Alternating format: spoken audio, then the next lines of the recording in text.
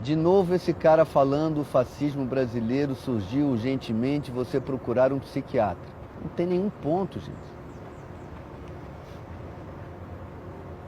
O que eu faço agora? Responde a pessoa, como se ela tivesse... Responder isso?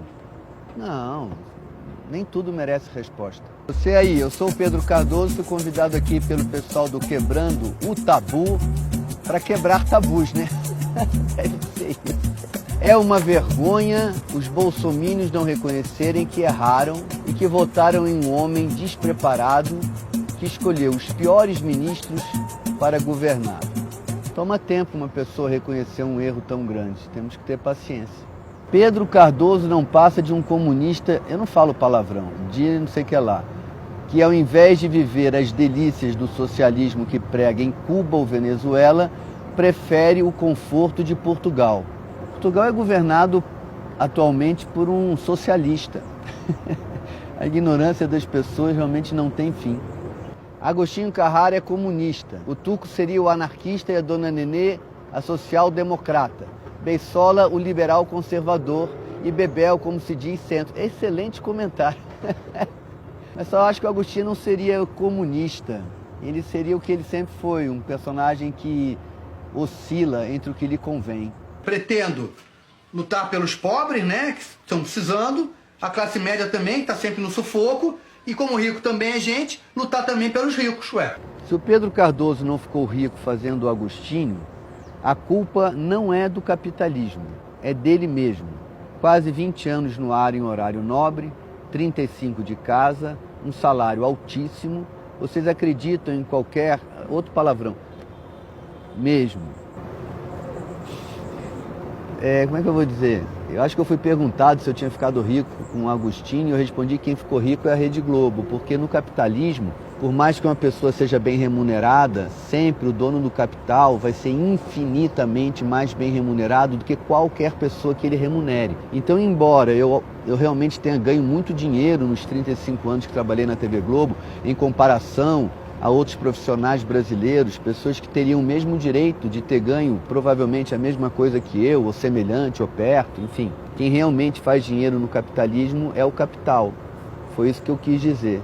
Vocês roubaram minha infância, disse a garota financiada pelo Open Society de George Soros. Isso é uma afirmação do Eduardo Bolsonaro, é mais uma mentira absoluta. Não se pode esperar que uma menina de 16 anos esteja manipulando o diálogo internacional porque quer ganhar alguma coisa com isso. Ela está sendo absolutamente sincera, absolutamente pura, absolutamente inocente, despida de qualquer intenção por debaixo. Eu não me refiro aqui a uma inocência intelectual, me refiro a uma inocência de interesse econômico. E como a política brasileira e a política mundial é extremamente poluída de mentiras e de interesses escusos e de coisas ditas para se obter um resultado, aparece uma pessoa cristalina, uma pessoa que fala simplesmente o que ela verdadeiramente pensa, e isso tem que ser combatido essencialmente, porque isso destrói a mentira total da política. É o que ela fala, né? Ela diz exatamente isso. As palavras de vocês são vazias.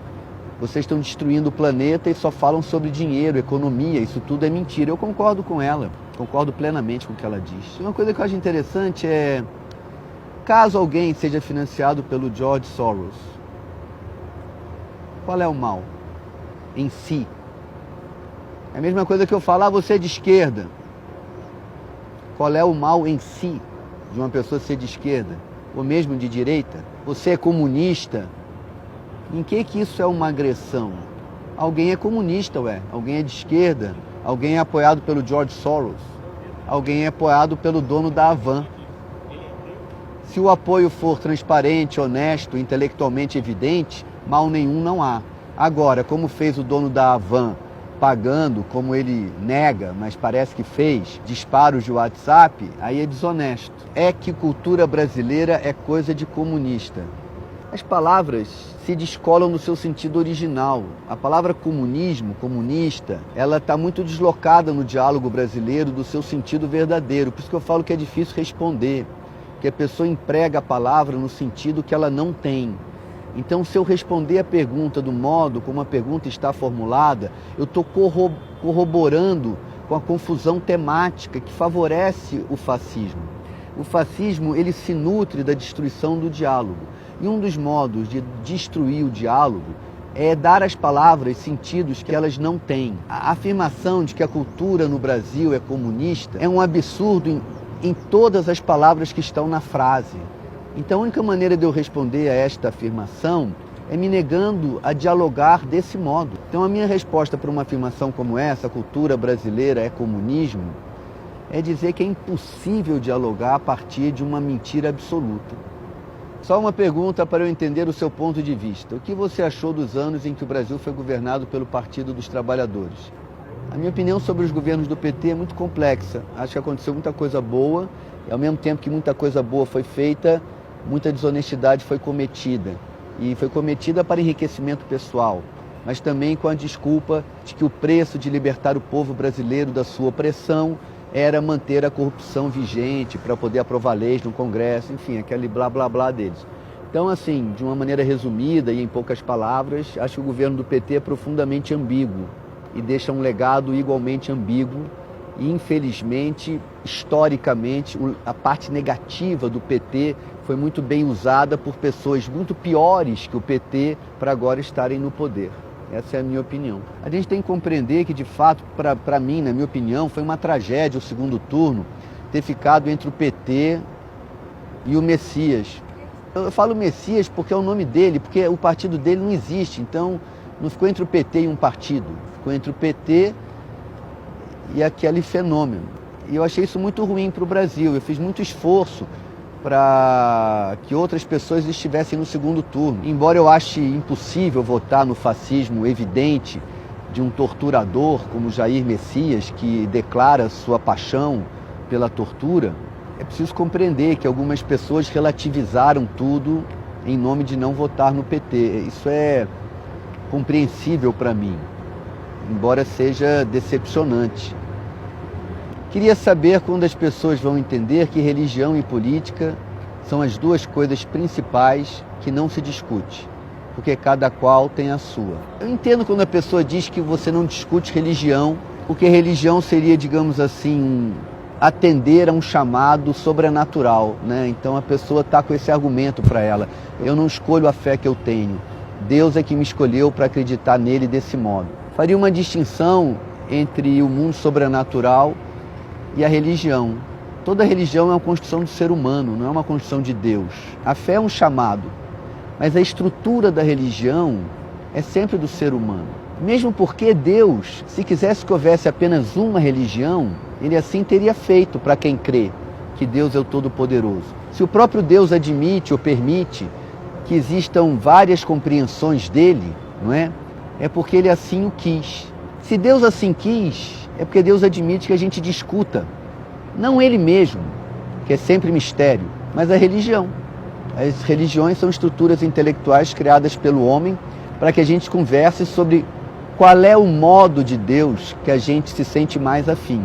Então acho que religião se discute sim. Política, obviamente, se discute, porque política não tem nada a ver com Deus. Política é absolutamente o trato da nossa vida comum. Não é que cada um tenha uma. Cada um tem que compartilhar o que tem com os outros, porque de nada adianta uma pessoa ter uma política para si mesma. A política é justamente o convívio das ideias, então acho que tudo se discute. Eu acho que o Pedro Cardoso, não fala essas coisas, come não sei o que lá. Não é possível uma pessoa em sã consciência falar tanta abobrinha. Eu acho que a agressividade é sempre uma insatisfação da pessoa com a sua própria capacidade de argumentar. A pessoa que não consegue articular um pensamento, ela agride. A agressividade, assim, ela é filha da infelicidade, né? Eu lamento. Eu não me sinto atingido, porque sinto que não é a mim que aquele ódio se dirige. Se dirige a um inimigo imaginário, a uma presença paterna opressora. É isso que eu sinto que é uma infelicidade pessoal, que quando se congrega num número muito grande de pessoas, produz o fascismo. O fascismo é um fenômeno psicológico, ele não é um fenômeno apenas político. A peça que eu faço tem um poema que fala isso, que a pessoa que odeia sem razão, alguma razão tem, porque sempre tal cidadão se alegra de tanto odiar. Deve ser compensação por ter tido que adorar só por pura educação a quem talvez o fez sangrar. Força, meu brother, você não está sozinho nessa luta. O fascismo nunca vencerá enquanto houver vozes como a sua. E como a sua.